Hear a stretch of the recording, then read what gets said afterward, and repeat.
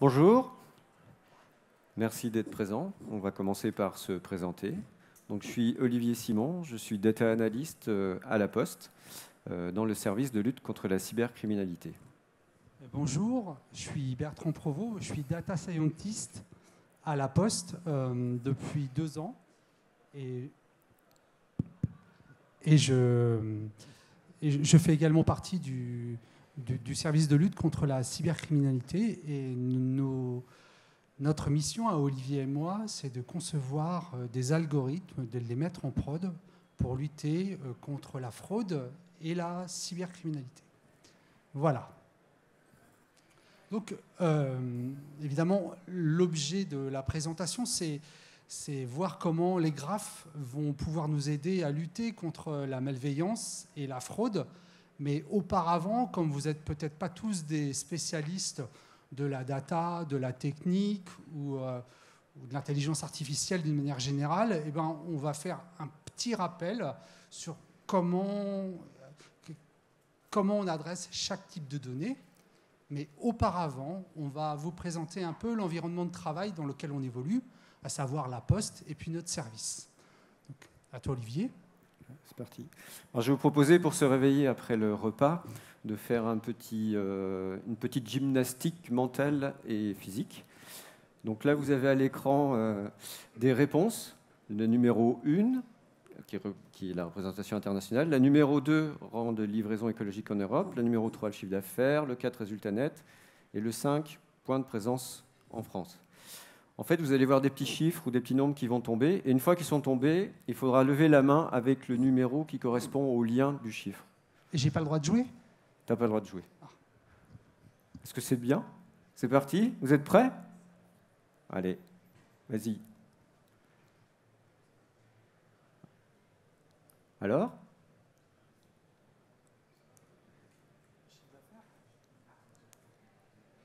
Chiffre d'affaires ? Non. 2, oui, il y a une bonne réponse.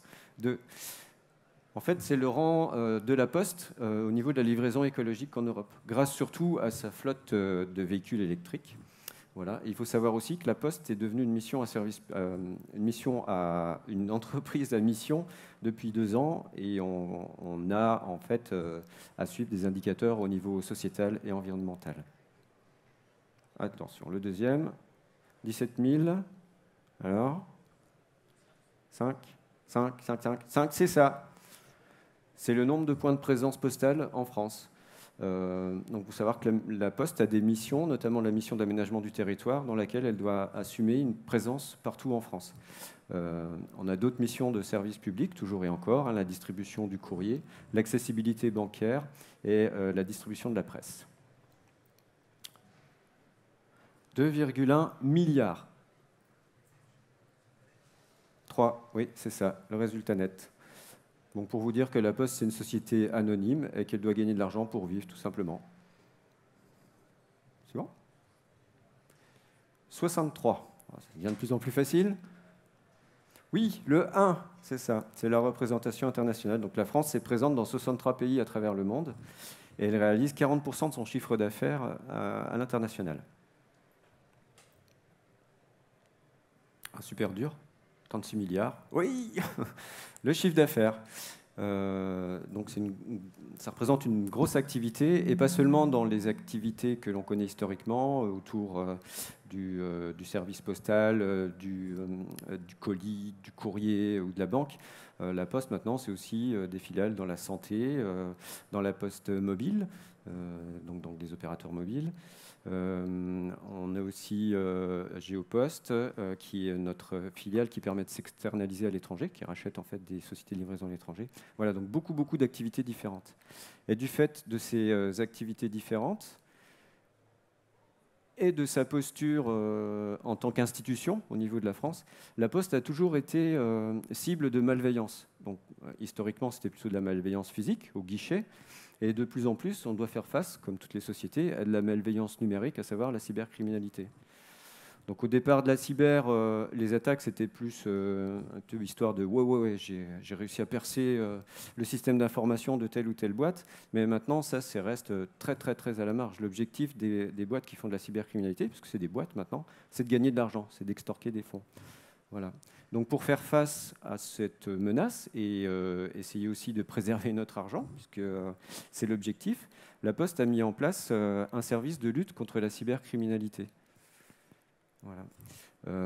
Et en fait, on est organisé sur, on va dire, il y a 3 activités par rapport à une attaque. Avant, c'est-à-dire qu'avant l'attaque, on a une activité de veille pour surveiller les menaces qui peuvent peser sur le groupe La Poste et en déduire des scénarios de défense. Ensuite, pendant, là, on doit détecter quand la Poste se fait attaquer et pouvoir réagir. Donc réagir en bloquant ou en débranchant tout ou en prévenant les utilisateurs. Voilà. Et puis après, donc c'est toujours la même chose, on capitalise après une attaque en renforçant les défenses, en faisant aussi beaucoup d'activités de sensibilisation auprès des agents, puisque c'est souvent le point faible d'un système, c'est l'erreur humaine. Voilà. Et on renforce aussi la solidité du développement de nos applications et en mettant en place des tests de pénétration, des pentests régulièrement. Donc nous, notre activité d'intelligence artificielle, pour le moment, elle se situe pendant l'attaque, pour aider à la détection des incidents de sécurité et aider à la détection de malveillance. Et notre objectif, en fait, c'est de prédire une normalité, prédire des comportements normaux sur notre système, que ce soit sur des métriques comme des connexions à des annuaires ou des accès à des sites web ou par des proxys, des choses comme ça. Et notre objet, c'est, afin de limiter les règles statiques qu'on peut mettre dans un outil de surveillance, on va mettre en place des systèmes qui permettent de prédire des comportements normaux et ensuite de mesurer ce qui se réalise concrètement en temps réel et de mesurer l'écart entre la prédiction et le temps réel. Et si cet écart est conséquent, on remontera une alerte. Alors, ce n'est pas forcément une attaque, mais c'est une anomalie. Voilà. Et pour nous aider aussi, parce qu'à la Poste, on brasse un grand nombre d'informations et des informations qui viennent de divers environnements et qui ne sont pas forcément liées entre elles. On utilise les graphes pour créer du lien dans le vide qu'il y a entre ces informations-là et amener encore plus d'informations. Et Bertrand aura l'occasion de vous le présenter encore plus avant.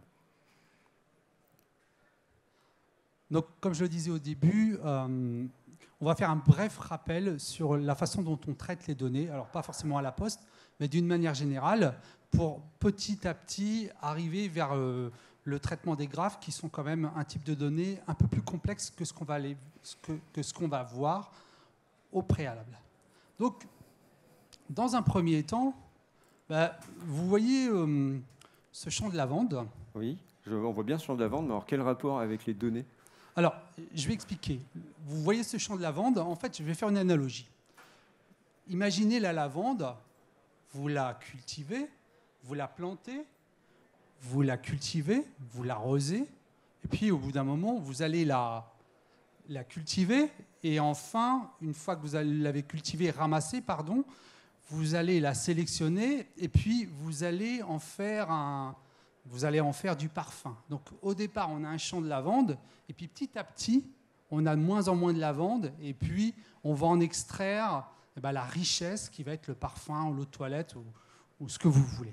Voilà. Et bien pour la donnée, c'est pareil, je comprends bien. Alors, la donnée, on doit aussi la cultiver, à savoir, et la rechercher. Quelle est la donnée de qualité qu'on va utiliser?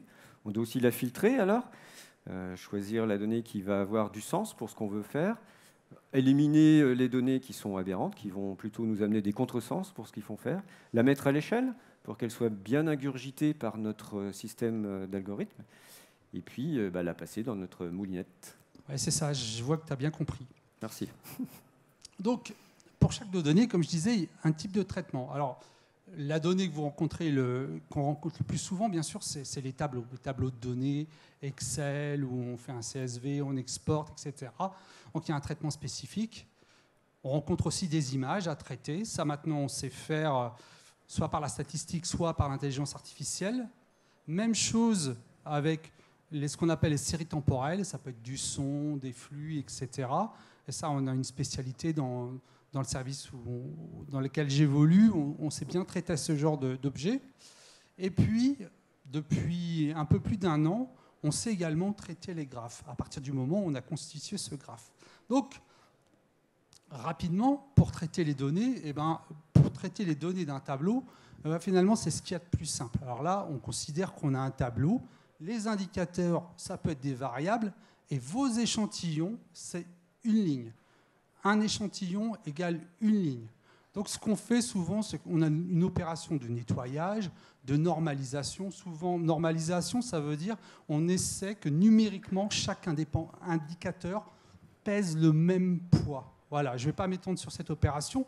Et du coup, souvent, on a des algorithmes qui vont nous aider soit à faire de la régression, soit à faire de la classification. Alors c'est quoi une régression? C'est juste à partir d'une ligne de tableau, prédire une valeur. Je vais donner un exemple. Imaginez qu'on a un algorithme qui nous dise quelle température il fera demain. La température est un nombre, donc ça sera une régression.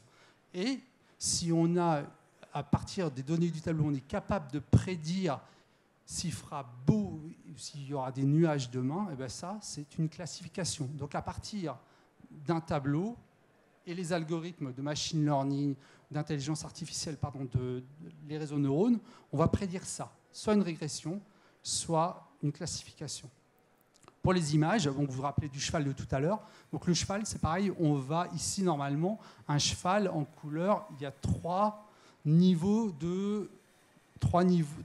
matrices qui vont représenter le vert, le rouge, le bleu. De mémoire, c'est ça. Ici, on n'en a qu'une. En fait, ce qu'on fait pour traiter les tableaux, les images, c'est que ce n'est pas vraiment un tableau comme vous avez vu auparavant, c'est qu'on va déplacer ce qu'on appelle un filtre de convolution et qui va... Alors, vous avez peut-être fait du Photoshop, du GIMP, vous avez des filtres là-dessus. Et en fait, quand vous appliquez un filtre, vous déplacez cette espèce de petite matrice avec des coefficients et vous allez changer ces fameux nombres en fonction de l'effet que vous voulez donner. Donc, dans le cas de l'intelligence artificielle, ce n'est pas exactement ça. C'est que ces filtres que vous utilisez sont calculés automatiquement par l'intelligence artificielle de façon à pouvoir reconnaître le cheval. Voilà. C'est un petit peu plus compliqué, mais ça reste encore compréhensible. Enfin, une série temporelle. On y est presque au graphe. La série temporelle. Donc, tu veux expliquer peut-être, Olivier, comment ça marche? Je vais tenter. Vas-y. Hop, j'arrive. Avec les deux. Donc, une série temporelle, c'est ni plus ni moins qu'une valeur qui évolue dans le temps. Là, par exemple, vous avez une série qui représente les connexions réussies à un annuaire Active Directory. Donc, on a quelques exemples, de valeurs avec son évolution dans le temps. Ce qu'on cherche à faire, donc au travers de ces séries temporelles, évidemment, c'est de regarder si, avec nos statistiques, j'en reparlerai après, nos statistiques descriptives à partir des données qu'on a, voir si on arrive à relever des tendances, une fréquence, une saisonnalité, surtout décrire s'il y a des éléments de répétition qui nous permettront en fait de passer plutôt sur de l'inférence et de faire de la prédiction. Si on a des signaux qui sont complètement aberrants avec aucune règle à l'intérieur, on peut mettre toute l'intelligence artificielle qu'on voudra, on n'en sortira jamais rien. Voilà, donc là par exemple, on voit qu'il y a quand même des fréquences qui se répètent, donc elle est susceptible à la prédiction. Et donc nous, pour faire des prédictions, on utilise des réseaux de neurones récurrents, donc des LSTM, qui permettent long short-term memory, qui permettent de garder la mémoire à court terme et à long terme. Et ça marche très très bien sur les séries temporelles. Voilà, donc là par exemple, ce qu'on fait, c'est qu'on va prendre l'année qu'on a vue avant, on va entraîner notre modèle sur cette année-là. Une fois qu'on aura un bon modèle qui minimise l'erreur, l'écart de prédiction entre les données observées et les données prédites dans nos jeux de données, puisqu'ils sont labellisés, on passera le modèle en production et en fait on partira d'une séquence par exemple d'une semaine en production, on va prendre une semaine et on va lui demander de nous prédire la journée qui suit. Voilà. Et une fois qu'on aura fait cette prédiction-là, au fur et à mesure qu'on avance dans le temps, on le comparera avec la mesure métrique observée en temps réel. Et là on a un premier exemple en fait d'un modèle où vous voyez en rouge la prédiction qui est faite. On voit que c'est un modèle qui fait une bonne statistique, puisqu'il suit une courbe qui trace bien un peu le milieu des prédictions qui sont en vert. Voilà, donc là on peut se dire que notre modèle il est bon. Et ensuite on va mesurer les écarts. Là on pourrait se dire qu'on a un petit problème parce qu'il y a un écart très important. Mais en fait c'est autre chose, c'est un bruit qui vient d'ailleurs. Donc ça on n'en tient pas compte.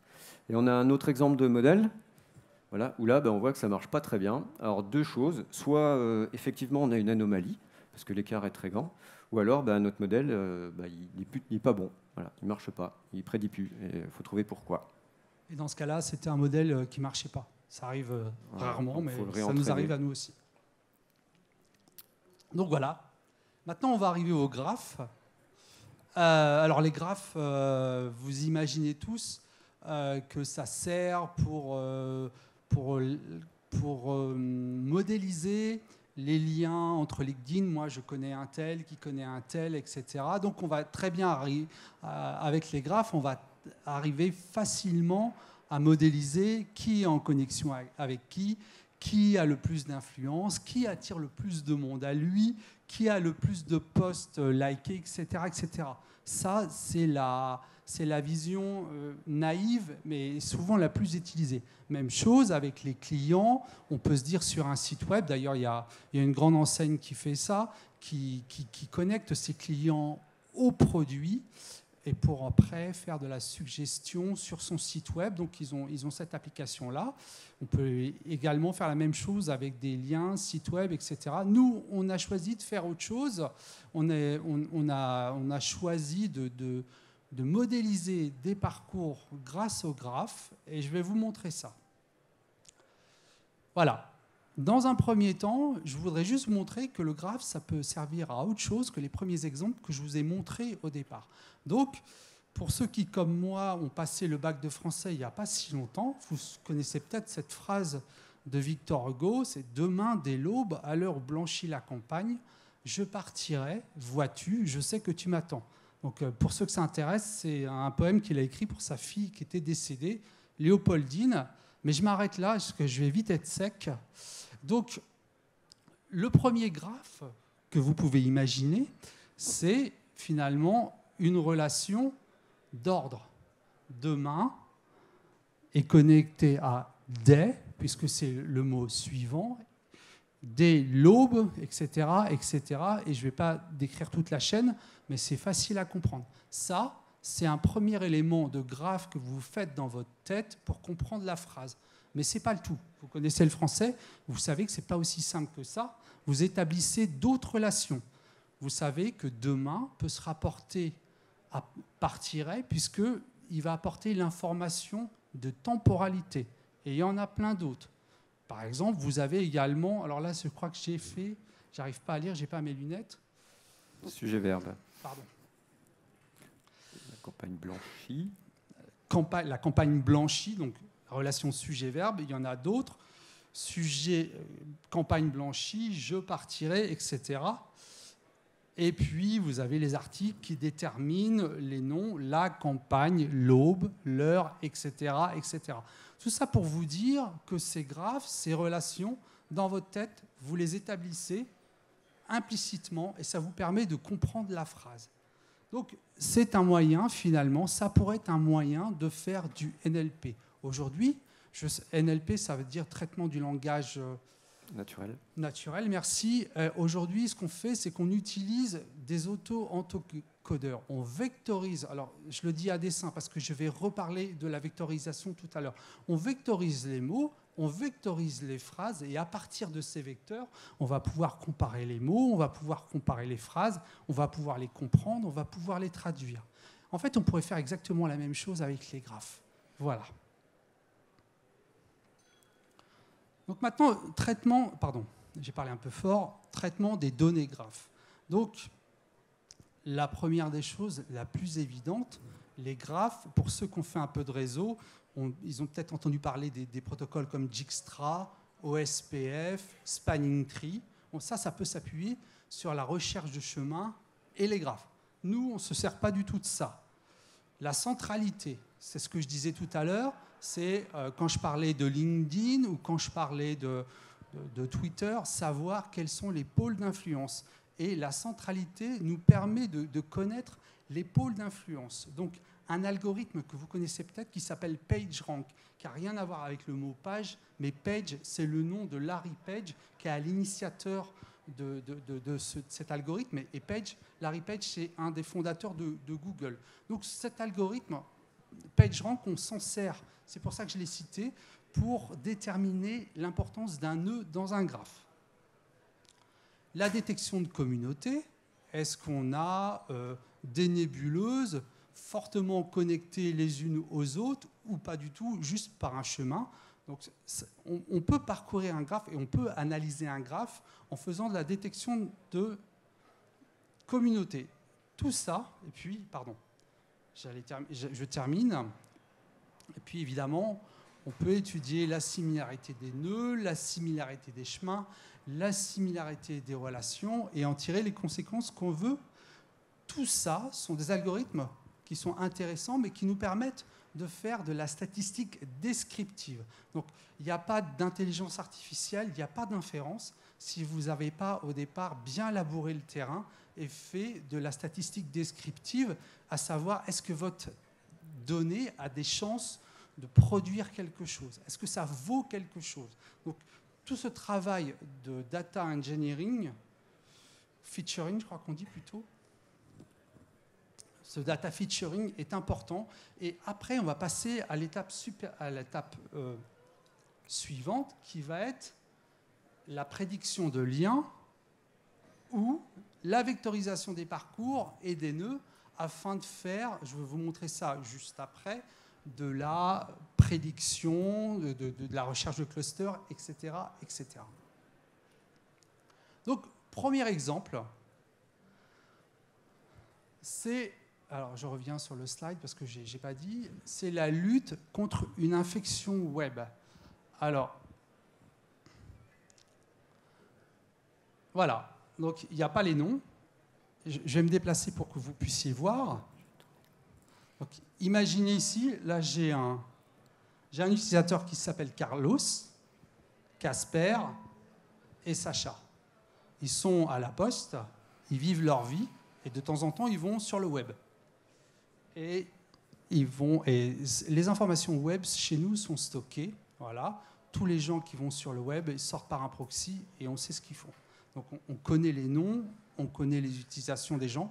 Voilà.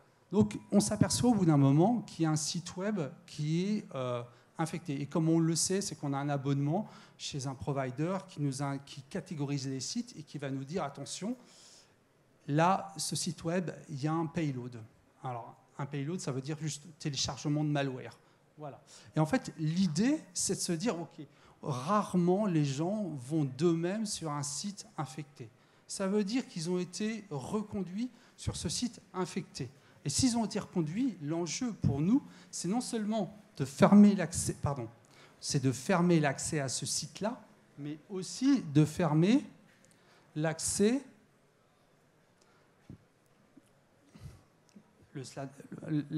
donc là, on sait que ces deux utilisateurs, Carlos et Casper, sont allés sur ce site, mais également fermer l'accès aux sites qui les ont redirigés. Et comment on va faire pour savoir quel site les a redirigés? En fait, uniquement en comparant les parcours des utilisateurs.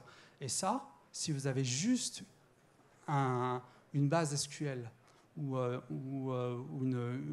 des données tabulaires, c'est quasiment impossible.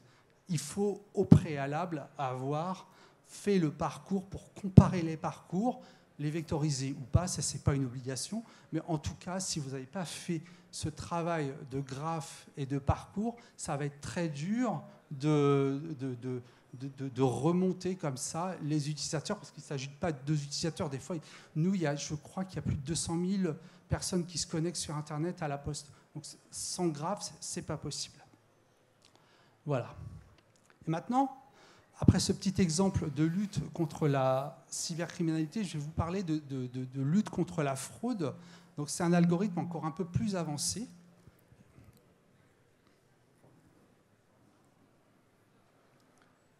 C'est la surveillance d'un service web. Donc l'idée qu'on a eue, c'est dans un premier temps, c'est de relier les événements métiers à une adresse IP. Je pense que tout le monde sait ce que c'est une adresse IP, tout le monde va sur Internet et on a tous une adresse IP client et on se connecte sur l'adresse IP d'un site où quand on communique, il faut absolument avoir une adresse IP. C'est comme un numéro de téléphone. on connecte l'événement à un compte. Alors, ce n'est pas forcément numéro de compte bancaire, ça peut être un numéro de compte client, une adresse mail pour un service, l'envoi de colis, etc. Et enfin, on va connecter les événements entre eux. Alors, pas forcément les événements de tout le monde, mais rappelez-vous la phrase de Victor Hugo tout à l'heure, eh bien, on va connecter les événements qui sont en rapport les uns avec les autres, qui sont issus d'un même client de la Poste. Et en gros, on va construire une base graph. Alors, je vais me déplacer pour vous expliquer un peu. Une base graph où on aura tous les éléments techniques d'un utilisateur, ces éléments fonctionnels. Là, par exemple, on aura notre adresse IP. Là, on aura notre numéro de compte, ou je ne sais pas, autre chose, numéro de carte, etc. Ça l'arsène un peu, excusez-moi. T'es trop près de l'enceinte. Ouais, c'est ça. Alors, je vais me déplacer encore. En jaune, vous avez un élément virtuel qui est une connexion. La connexion, un élément virtuel qui va symboliser la consolidation des éléments techniques et des éléments fonctionnels. Enfin, tout à l'heure c'était en marron, mais en violet, vous avez les événements de 7 utilisateurs, de 7 connexions. Et vous voyez la fameuse chaîne qui revient sur elle-même, qui symbolise le lien entre les événements entre eux. Et enfin, en orange, à chaque événement correspond une action sur un site web. Et donc, on a lié les événements à l'URL du site. Et c'est pareil, même chose, les URL sont liées entre elles. Alors, comme il y a beaucoup moins d'URL que d'événements et qu'on utilise des URL génériques, il y a presque autant de liens que d'utilisateurs. Ce n'est pas tout à fait vrai, mais les URL sont chaînées entre elles en fonction de la provenance, en fonction de la provenance géographique, en fonction comment on appelle ça, de leur appartenance en fonction de la provenance géographique de l'utilisateur, de son opérateur télécom et d'autres éléments techniques. Donc il y a beaucoup de liens entre les URL et c'est cette richesse qu'on va exploiter. Donc, première chose, alors, avant de passer le slide, je voudrais que vous réfléchissiez. On a fait cet algorithme sans aucun a priori. C'est-à-dire que moi, je n'ai pas voulu entendre parler, je n'ai pas parlé du tout aux gens de la fraude, et j'ai dit, ben voilà, on va voir si uniquement avec des éléments techniques glanés sur les sites web, on arrive à remonter à la fraude. On va voir s'il y a un signal, on va voir si sur certaines catégories, on a une surreprésentation de la fraude ou au moins des comportements suspects. Alors, ce qu'on a fait, donc, on est parti en aveugle. Et on est parti de ce postulat-là, de dire, ben voilà, que vous soyez en vacances, que vous soyez chez vous, que vous soyez à l'étranger, que vous vous connectiez depuis la 5G ou que vous connectiez depuis le Wi-Fi, quand vous accédez à ce type de service, finalement, est-ce que vos habitudes changent? Non. A priori, non. Alors, il y a certainement des cas de figure, on va dire que ça change, mais d'une manière générale, ça ne doit pas changer de manière vraiment importante. Et de se dire, bah, finalement, quelle que soit la localisation géographique, quel que soit le fournisseur d'accès, quel que soit le type d'équipement que vous utilisez, finalement, la probabilité... Alors, vous vous souvenez du slide d'avant où j'avais relié les URL entre elles. Et en fait, ces URL entre elles sont reliées par une probabilité de transition. Probabilité de transition si vous venez de chez Orange, probabilité de transition si vous venez de chez SFR, etc., de la France, de la Belgique, du Maroc, etc., etc. Donc, vous imaginez bien qu'on s'attend à avoir des probabilités qui sont relativement similaires. Finalement, les gens sont des clients de la Poste, et la plupart sont français. Il y a très peu de biais culturels. On s'est dit ça. Et on s'est dit, ben voilà, est-ce qu'on va repérer des choses, en partant de ce postulat, là, est-ce qu'on va repérer des transitions, des probabilités de transition qui sont différentes l'une de l'autre suivant ces entités que je viens de citer. Et en fait, la grosse surprise, enfin non, c'est pas la grosse surprise parce que j'espérais bien prouver c'est que effectivement, on trouve des probabilités de transition totalement différentes et qui dénotent des comportements relativement suspects. Donc voilà. Donc ici, alors vous êtes un petit peu loin, mais chaque largeur de flèche correspond à une probabilité de transition. Alors en orange, là c'est un fournisseur d'accès. Donc j'imagine que vous avez deviné pour les flèches oranges qui j'ai voulu représenter. Donc en orange, vous voyez, la plupart du temps, les probabilités de transition sont les mêmes. Alors là, j'ai fait des probabilités de transition. Dans une démarche éco-responsable, nous vous demanderons donc à votre sortie J'attends 2 secondes. de restituer les EcoCups, Savon Data, ainsi que votre badge. Merci. Donc je reprends. Ici sont chaînées les URL entre elles. D'accord ? Les URL qui correspondent à des événements métiers. On s'attend à ce que finalement les transitions entre URL soient les mêmes quel que soit l'opérateur. Et quand ce n'est pas les mêmes, ça veut dire qu'il y a un schéma. Voilà. Donc, en orange, vous avez compris quel opérateur c'était. En vert, c'est un autre opérateur qui est suspect. Et pourquoi il est suspect ? C'est parce que justement, on a repéré, en utilisant l'algorithme PageRank, que sur certaines URL dites sensibles, sensible, ça veut dire opération engageante pour la poste, où on va perdre de l'argent potentiellement s'il y a fraude, eh ben, il y a une probabilité, il y a une popularité de ces URL en fonction du fournisseur d'accès qui est très grande. Donc on affiche le graphe. Et quand on affiche le graphe, vous voyez qu'il y a des parcours, vous voyez celui-là ici, où il n'y a que du vert. Ça veut dire qu'il y a une probabilité très grande quand on est ici de suivre ce chemin vert, alors que chez Orange, eh ben finalement, c'est un chemin comme les autres et la probabilité est inférieure à 30%. Là, on a une probabilité vraiment très forte, donc qui ressort sur le graphe et qui dénote d'une volonté de fraude. Et pourquoi je dis que c'est une volonté de fraude ? Parce que ce chemin-là, justement, c'est la réinitialisation d'un mot de passe. En d'autres termes, c'est quelqu'un qui s'est fait voler soit son portable, soit son compte mail. Et puis, vous connaissez la procédure. Souvent, pour réinitialiser un mot de passe, il faut envoyer un mail, il faut avoir la main sur la messagerie ou le portable. Et vous êtes obligé de passer par ce chemin-là. Donc, avec les graphes, on arrive à voir ça et à prévenir ce genre de choses. Voilà.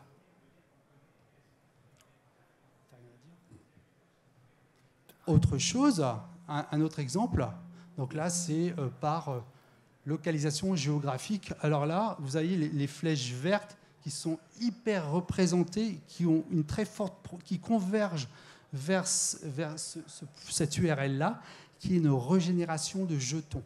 Régénération de jetons, c'est pareil. Pour certaines applis, vous n'avez pas besoin d'un mot de passe, mais vous avez besoin d'un jeton. C'est des applications relativement critiques. Vous avez besoin d'un jeton. Et là, vous voyez que les gens qui viennent de ce pays en vert, eh ben, ils ont une grosse appétence pour la régénération de jetons. Donc voilà ce qu'on peut voir avec les graphes et voilà ce qu'on peut voir avec PageRank. Alors c'est très joli les graphes, Bertrand. On a des beaux ronds, des belles flèches, des largeurs de traits entre les ronds, etc. Mais par contre, pour l'analyse sécurité, lui, il ne va pas passer sa vie à regarder la taille des flèches, la forme des ronds, comment ils sont liés entre eux, etc. Pour lui, ce n'est pas possible de superviser son système avec ça. Comment on peut faire alors ? Alors malheureusement, c'est vrai que ça fait des très beaux dessins. En présentation, en live, ça fait des fois des très belles choses quand ça ne mange pas toute la mémoire. Mais l'affichage des graphes est là pour conforter une idée, comme je l'ai dit. Mais il y a toute la mathématique. J'ai parlé de PageRank. Et PageRank, c'est ce fameux algorithme qui nous permet de voir la popularité des sites ou des URL par région du monde, par user agent, je ne sais pas si ça vous dit quelque chose. En fait, c'est une signature de votre browser ou par opérateur télécom. Donc on peut voir ça, mais après, c'est vrai qu'il faut passer au numérique. Et pour passer au numérique, on va faire appel cette fois à l'intelligence artificielle. Alors comment on fait ça ? Vous avez votre graphe qui est représenté ici. Donc ça peut être le parcours avec chaque flèche qui va représenter une probabilité de transition pour une entité. Vous avez le graphe et puis on va transformer ça en un vecteur. Alors comment on fait ça ? On fait ça, il y a plusieurs algorithmes qui permettent de faire ça. Vous avez l'éditeur qu'on utilise des algorithmes, il y en a qui s'appellent Node2Vec. Node2Vec, nœud vers vecteur, ça ne suffit pas. Parce qu'une fois que vous avez, le Node2Vec ne suffit pas à vectoriser le parcours. Il faut également vectoriser les relations. Alors, au même titre que, ça va peut-être parler aux gens qui font du NLP, vous vectorisez vos mots ou vous utilisez déjà des mots vectorisés avec BERT, etc. Et puis vous vectorisez vos phrases, ben là c'est exactement pareil. Les mots, c'est les URL. Et puis finalement la relation entre les mots, ça va être les relations. Donc il faut vectoriser tout ça. Et une fois que vous avez vectorisé tout ça, vous pouvez commencer à faire un petit peu d'intelligence artificielle. Donc voilà après ce qu'on fait. Ce qu'on fait, c'est que la première chose, une fois qu'on a notre vecteur, on va pouvoir faire une réduction de dimension. On fait une réduction de dimension pour le... Alors, le vecteur, il fait toujours plus de 128 minimum en dimension, autrement on ne voit rien. 128 nombres, pardon. 128 nombres, on va réduire ça à une dimension 2 ou 3 de façon à pouvoir l'afficher. Alors pour ça, on utilise soit un algorithme qui s'appelle TSNE, je ne sais pas si vous connaissez, TSNE, qui permet de réduire les dimensions et qui permet d'afficher ce fameux vecteur et d'avoir une représentation. Et une fois qu'on a ça, on va pouvoir labelliser. Vous voyez ici, par exemple, alors ce n'est pas une vraie image, hein. C'est pas une image de notre vectorisation. Vous allez pouvoir vectoriser et vous allez pouvoir découper des régions et dire, bah ouais, tiens, ici, ah oui, effectivement, ça c'est légitime. Ah non, ça c'est un agrégateur. C'est bizarre, mais c'est un agrégateur de sites et les gens passent par là pour aller chez nous. Donc c'est normal qu'il y ait un comportement bizarre, mais c'est tout à fait légitime. Et puis là, cette tâche, où tout autour, eh bien, effectivement, plutôt ce grand cercle autour, c'est atypique, c'est suspect. Donc là, on va décider que c'est des parcours qui sont suspect. J'ai pas dit frauduleux, j'ai juste dit suspect. Voilà. Une fois qu'on a labellisé, on va pouvoir faire un apprentissage. Et l'apprentissage, une fois qu'on a vectorisé, ça peut se faire avec un algorithme très simple, qui va être du MLP. Multi-Layer Perceptron, c'est le plus simple des réseaux de neurones. Voilà, vous pouvez chercher. Tout à l'heure, on a parlé de LSTM. Et bien là, c'est un algorithme encore plus simple, c'est du MLP. Voilà. Et enfin, on va pouvoir faire notre détection, dire si c'est un parcours frauduleux ou pas. Donc là, on a rempli notre mission. Voilà comment on fait. Donc, alors, avant de passer aux questions, si vous en avez, je voulais juste revenir sur ce qu'on a fait au départ. On est parti de données purement techniques, sans a priori, sans consulter les gens de la fraude, dans un premier temps, et on est allé les voir une fois qu'on avait un signal qu'on considérait avoir déterminé des parcours atypiques. On est allé les voir pour savoir si effectivement il y avait une surreprésentativité. Si les comportements atypiques, voire frauduleux, étaient surreprésentés dans ces parcours-là. Et en fait, ça marche. Et l'idée, c'est de se dire que en reliant les informations entre elles, y compris des informations techniques, vous pouvez voir des comportements fonctionnels, légitimes ou frauduleux, en passant par ces techniques-là.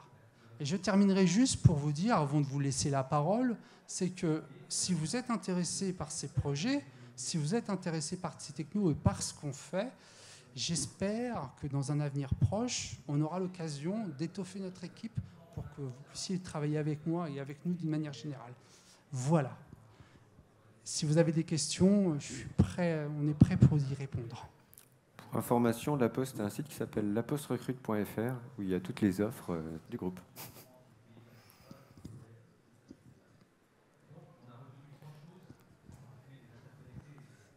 Vous avez...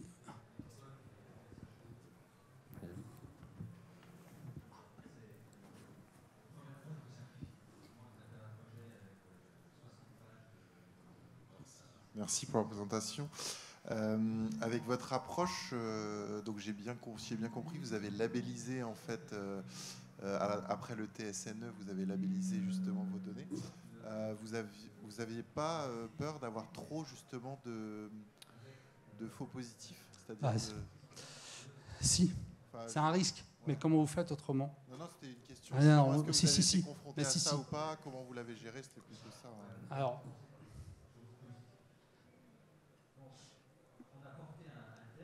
c'est quelque chose qu'on a déjà fait pour un autre projet.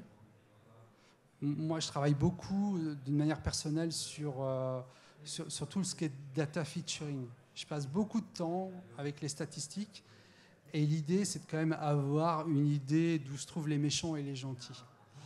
Et il faut espérer quand même avoir enfin, quand vous faites vos nuages, il faut savoir ce que vous allez trouver dans vos nuages. Et enfin, on a une couleur pour les gentils et une couleur pour les méchants. On n'a jamais tout, mais pour tout vous dire, on connaît les comptes. C'est malheureux à dire, mais la plupart du temps, la fraude, qui c'est qui la détecte? C'est l'utilisateur. C'est celui qui ne reçoit pas son colis, c'est celui qui s'est fait pirater son compte en banque, enfin qui fait dire virement à son insu, ou c'est celui qui voit son courrier détourné. C'est ces gens-là. Donc, ce qui est dramatique à dire, c'est que quand même, le meilleur indicateur, c'est l'utilisateur qui s'est fait avoir. Et en fait, on a quand même des idées de la fraude. Et on sait, on connaît les comptes, on connaît certains parcours où il y a eu un problème. Et des fois, on ne les connaît pas. Et en fait, c'est pour voir s'il y a dans un nuage, il y a une surreprésentativité. Et effectivement, comme vous le dites, ce n'est pas la panacée. C'est pas le Disney, c'est pas la panacée, mais ça permet au moins de voir si on est dans la bonne direction pour les indicateurs. Et le risque de faux positif, il existe toujours. Mais à mon avis, il est amoindri en faisant ça. Est-ce qu'il y a une autre question?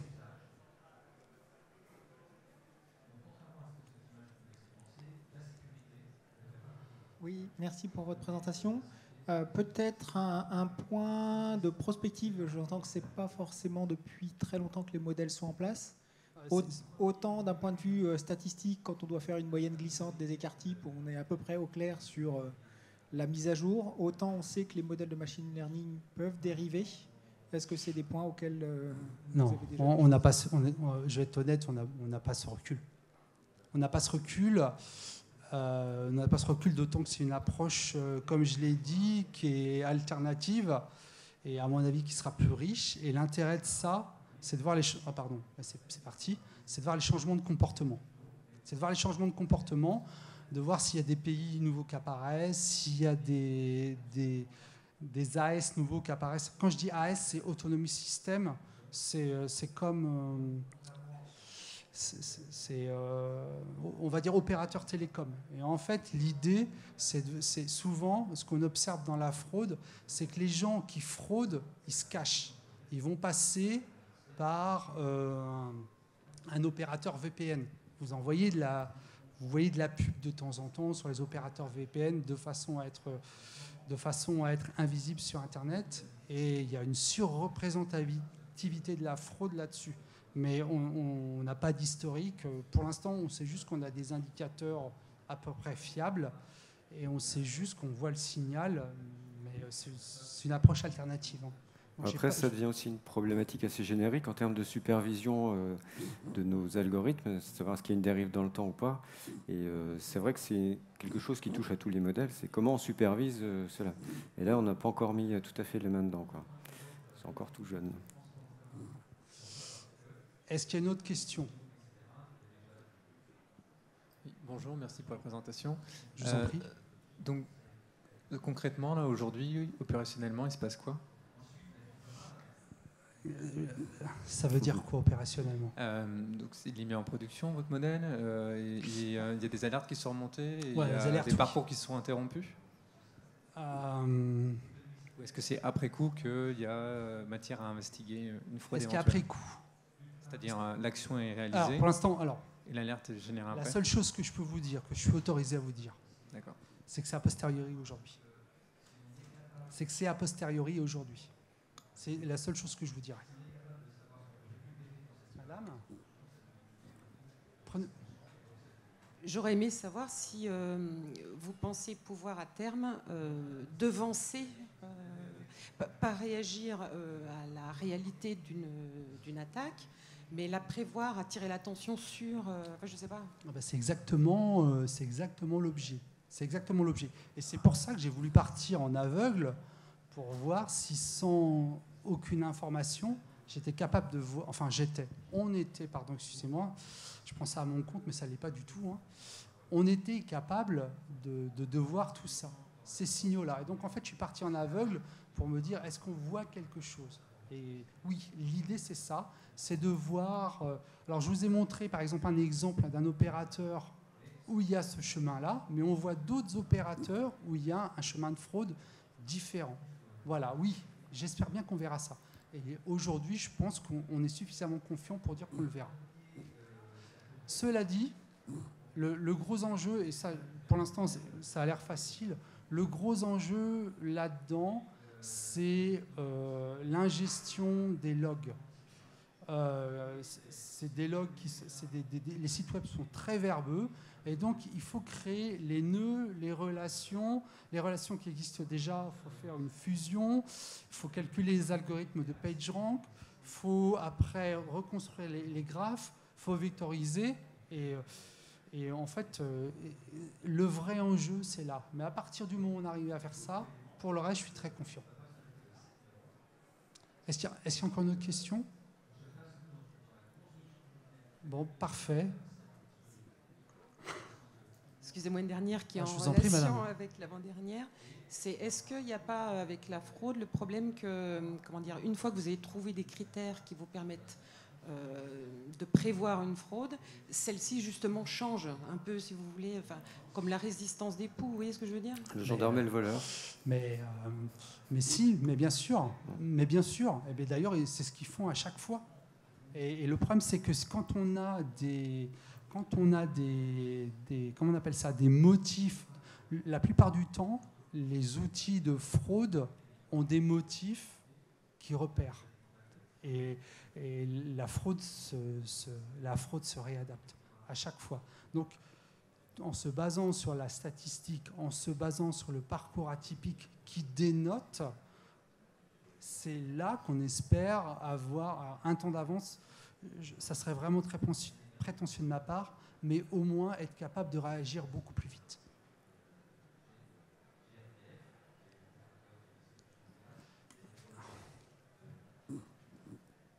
Merci pour la présentation. Je voulais savoir, je sais que vous avez fait une réduction de dimension, mais quelles sont les features que vous avez, les caractéristiques que vous avez retenues dans le surf des postiers?